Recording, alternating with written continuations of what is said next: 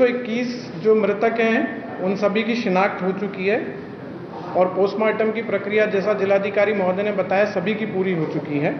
इसमें जनपद हाथरस के 19 हैं, बदायूं के 6 हैं, ललितपुर का 1 है, कासगंज के 10 हैं, अलीगढ़ के 17 हैं, शाहजहांपुर के 5 हैं, आगरा 18 हैं, फिरोजाबाद 1 है, गौतम बुद्ध नगर 1 है, एटा से 10 हैं, मथुरा 11, औरैया 2, बुलंदशहर 5, पीलीभीत 2, संभल 2, लखीमपुर 1, उन्नाव 1, गाजियाबाद 1, ग्वालियर 1, मुरैना मध्य प्रदेश में 1, पलवल हरियाणा में 1, फरीदाबाद हरियाणा में 4 और डीग के 1 लोग हैं। तो टोटल 121 की संख्या है।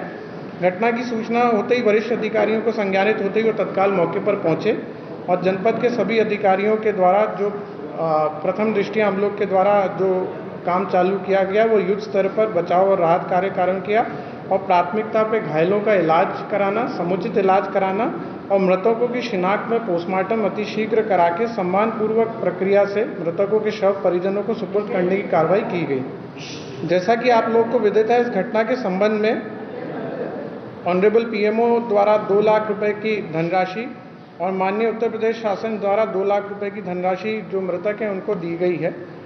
माननीय राज्य सरकार द्वारा घटना की विस्तार पूर्वक जांच हेतु माननीय न्यायमूर्ति श्री ब्रजेश कुमार श्रीवास्तव जी सर के नेतृत्व में, जो सेवानिवृत्त माननीय उच्च न्यायालय की अध्यक्षता में, श्री हेमंत राव सर जो कि रिटायर्ड आईएएस ऑफिसर हैं और श्री भावेश सर जो कि रिटायर्ड आईपीएस ऑफिसर हैं, उनकी सदस्यता में समिति गठित की गई है। इस संदर्भ में थाना सिकंदराव में 2/7/2024 को अभियोग पंजीकृत किया गया था, जो कि भारतीय न्याय संहिता की धारा 105, 110, 126(2), 223 और 238 के अंदर पंजीकृत किया गया। घटना की विवेचना को 2/7 तारीख को ही पुलिस अधीक्षक महोदय द्वारा राम प्रवेश राय क्षेत्राधिकारी नगर को स्थानांतरित किया गया और इनके साथ एक सह विवेचक के रूप में थाना प्रभारी कोतवाली विजय कुमार को सह विवेचक नियुक्त किया गया। विवेचना प्रारंभ करते हुए 6 लोगों की अभी गिरफ्तारी की गई है। विवेचना के क्रम में एडीजी जोन आगरा द्वारा भी सभी जनपद में निर्देशित किया गया है अपने जनपद में गिरफ्तारी हेतु, और जोन स्तर के ऊपर भी एक एसओजी टीम का गठन हुआ है जो कि संलिप्त लोगों और संस्था के सेवादार अधिकारी पदाधिकारियों की भूमिका को जांच करेगी। इसके अलावा रेंज लेवल की जितनी भी एसओजी टीम है उनको पुलिस अधीक्षक हाथरस के सहयोगार्थ संबद्ध किया गया है। घटनास्थल को सुबह 3 तारीख को सुबह ही फॉरेंसिक टीम और फील्ड यूनिट द्वारा साक्ष्य संकलन की कार्रवाई से गहन रूप से वहां पर साक्ष्य संकलन की कार्रवाई की गई थी कल मॉर्निंग में। जैसा मैंने बताया 6 लोगों की अभी गिरफ्तारी हुई है, जिसके अंदर राम लड़ेते पुत्र रहबारी सिंह यादव निवासी भानुपुरा थाना कुरावली जनपद मैनपुरी, उपेंद्र सिंह यादव पुत्र रामेश्वर सिंह निवासी शिकवाबाद जनपद फिरोजाबाद, मेघ सिंह पुत्र हुकुम सिंह जनपद हाथरस सिकंदराव थाना, इनकी गिरफ्तारी की गई है। मंजू यादव पत्नी सुशील कुमार थाना सिकंदराव, इनकी गिरफ्तारी की गई है। मुकेश कुमार जो कि पुत्र मोहर सिंह, ये थाना सिकंदराव के हैं, इनकी गिरफ्तारी की गई है। मंजू देवी पत्नी किशन कुमार यादव कचोरा थाना सिकंदराव 40 वर्ष, इनकी गिरफ्तारी की गई है। इनकी गिरफ्तारी जो है थाना कोतवाली और सिकंदराव से की गई है।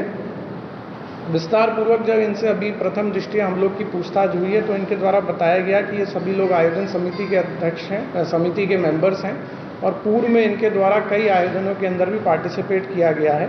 ये मुख्यतः सेवादार के रूप में कार्य करते हैं और आयोजक और इनकी सत्संग कमेटी में भीड़ इकट्ठा करना, चंदा इकट्ठा करना, इन सब चीज़ों का सहयोग प्रदान करते हैं। साथ ही साथ वहाँ पर जो देखा गया है कि बैरिकेडिंग द्वारा भीड़ नियंत्रण करना, श्रद्धालु हेतु पंडाल की व्यवस्था करना, की पार्किंग की व्यवस्था करना, कार्यक्रम स्थल पर खड़ंजा, बिजली की आपूर्ति, जनरेटर, सफाई व्यवस्था इत्यादि इन लोगों का कहना है कि हम लोगों के द्वारा कराई जाती है।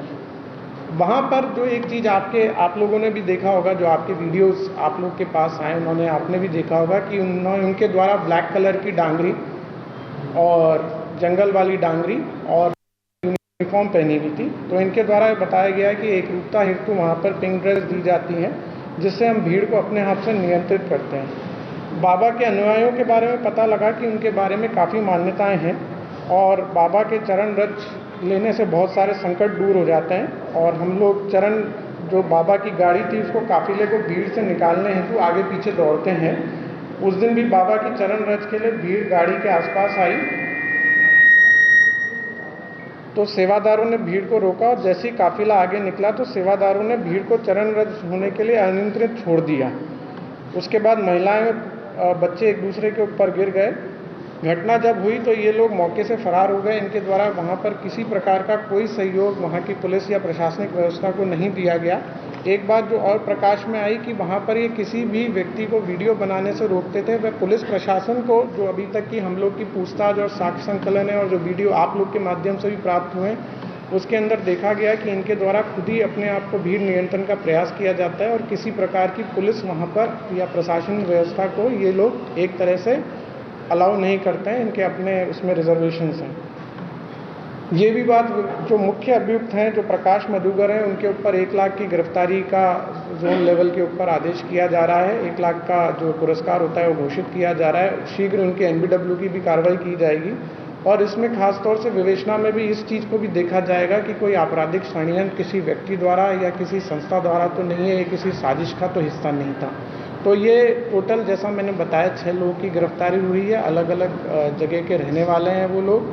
हम लोग के पास और भी डिटेल्स आई हैं, कुछ फोटोग्राफ्स आई हैं, कुछ पोस्टर बैनर्स आए हैं, कुछ हम लोगों के द्वारा जो पूछताछ के अंदर और चीज़ निकली हैं, जो और हम लोग के पास एग्जामिनेशन के लिए जो है पूछताछ की जाएगी। और जैसे जैसे विवेचना के क्रम में हम लोग बढ़ेंगे, उसके अंदर जो भी साक्ष्य आते हैं और लोग की भी जो भी सख्त से सख्त विधिक कार्रवाई होगी, इसमें दोषी होंगे, उनके खिलाफ की जाएगी।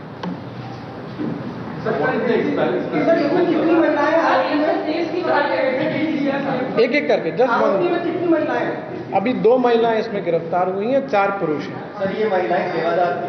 ये सेवादार थी। ये बेसिकली एक, आप अगर वहाँ पर आप वीडियो भी देखेंगे वहाँ पे, तो ये कंपोजिट रूप से वहाँ पे साथ में खड़े रहते हैं। और एक, जैसा मैंने बताया, वहाँ पर जो भी गाड़ी के पास जाएगा उसको रोकना, एक तरह से भीड़ को नियंत्रण करना। ये उस दिन सभी लोग वहाँ पर मौजूद थे और भी लोग इनके साथ ही हम लोग कभी पूछताछ में निकल के आए जो वहाँ पर मौजूद थे, जिन्होंने अलग अलग तरह की ड्रेसेस भी पहन रखी थी, जिन्होंने कि चंदा भी इकट्ठा किया था, फाइनेंशियल रूप से भी इसको जो सपोर्ट था वो किया था। और बेसिकली जब भगदड़ की सिचुएशन हुई तो ये सब जो भी आयोजन करता है मौके से भाग गए। FIR पंजीकृत हो गई है, फर्स्ट इंफॉर्मेशन रिपोर्ट है। अगर विवेचना में साक्ष्य निकल के आता है और किसी का भी नहीं, अभी पूछताछ नहीं हुई है।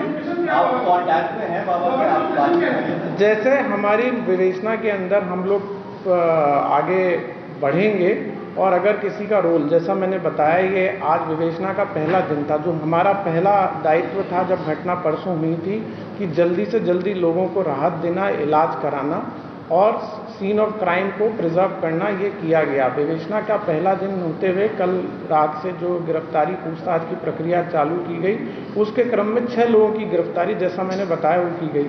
आगे किसकी गिरफ्तारी होगी नहीं होगी, it will depend upon the विवेचक and the facts that comes into the place कि क्या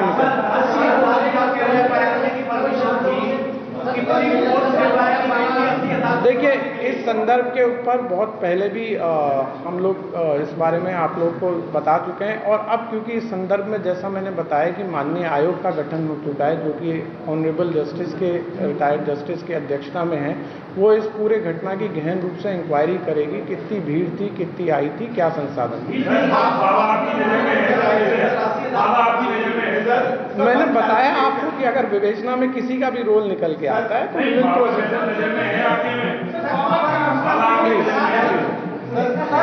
ऐसे में किसी का भी जवाब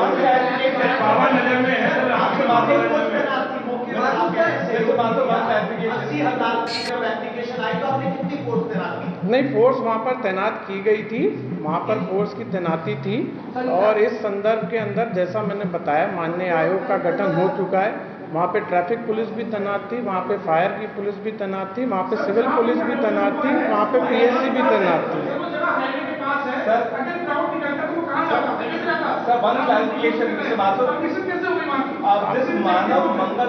This Manav Mangal Milan Sadbhavana Smargam, what is the hierarchy which they follow? Is this Baba head of this organization?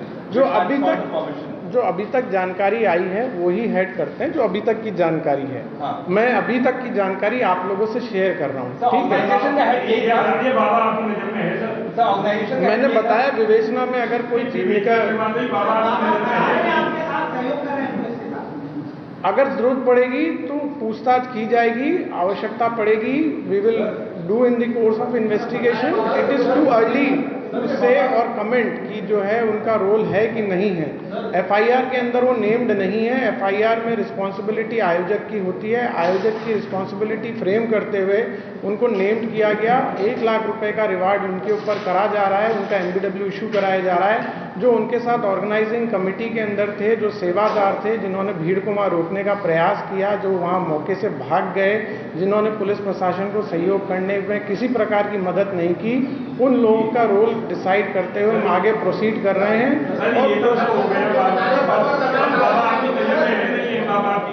मैं बता दिया आपको, इन्वेस्टिगेशन में follow the due process. Sir आपने कहा कि ये लोग की जिम्मेदारी थी क्राउड मैनेजमेंट की, सारे लोगों की, ये बाबा का ही सेवादार है, तो फिर सीधे सीधे तो बाबा की जिम्मेदारी बनी। ये बेसिकली ऑर्गेनाइजेशन कमेटी ने परमिशन ली थी। Sir which organisation, what was the name of the organisation sir? जी, ये ऑर्गेनाइजेशन कमेटी के ही जो इंचार्ज हैं, उस नाम क्या था ऑर्गेनाइजेशन का? जो जिनके नाम से परमिशन ली गई ना, वही मैं आपको बता रहा हूँ। जो वेद प्रकाश मधुकर है, जो वेद प्रकाश मधुकर है ना, मधुकर जी की लोकेशन के लिए टीम्स लगी हुई हैं। मधुकर जी के ऊपर रिवार्ड घोषित किया गया है और मधुकर जी मुख्य रूप से हम लोग उनकी पूछताछ के अंदर, अगर उनकी भी पूछताछ में कुछ और भी रोल निकल के आता है किसी का भी, तो वी विल प्रोसीड अकॉर्डिंग। बाबा का जो बैकग्राउंड है वो क्या है, कितने मुकदमे दर्ज है पहले के ऊपर इंटरेस्ट बताइए। बाबा के आपराधिक इतिहास की जानकारी हम लोग के द्वारा की जा रही है। जो अभी तक जानकारी प्राप्त हुई है वो जानकारी हुई है कि सन 2000 के अंदर ये हेड कांस्टेबल पद से इन्होंने बीआरएस लिया था और ये एसपीआर ऑफिस जो होता है आगरा में, वहाँ पर वो तैनात थे। वहाँ से इनके द्वारा बीआरएस लिया गया। तत्कालीन समय में शाहगंज थाना आगरा में इनके ऊपर एक एफआईआर लिखने की बात प्रकाश में आई है, जिसके अंदर बाद के अंदर इसमें एक्विटल हो गया था। इसके अलावा कितने मुकदमे हैं ये जोन लेवल पे, और इसके अलावा जैसा आपने देखा कि इनके अनुयायी देश भर में हैं, तो उनके वहाँ पर और भी कहीं पे एफआईआर्स हैं क्या, ये चीज़ हम निकालने के लिए हमारी टीम्स लगी हैं और इन सब टीमों से, इन सब प्रदेशों से सहयोग लिया जा रहा है।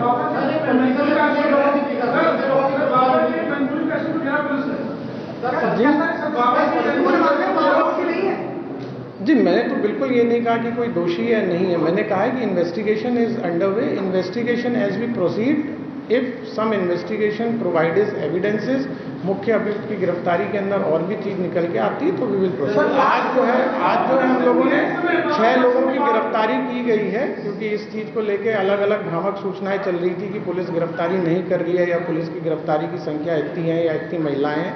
तो आज आप लोगों से संवाद इसलिए किया गया कि आज की तारीख में ये स्थिति है, जिससे आपको अवगत कराया गया। जो लोग गिरफ्तार किए गए हैं वो तो हल्की है सर, बाबा मजबूत है।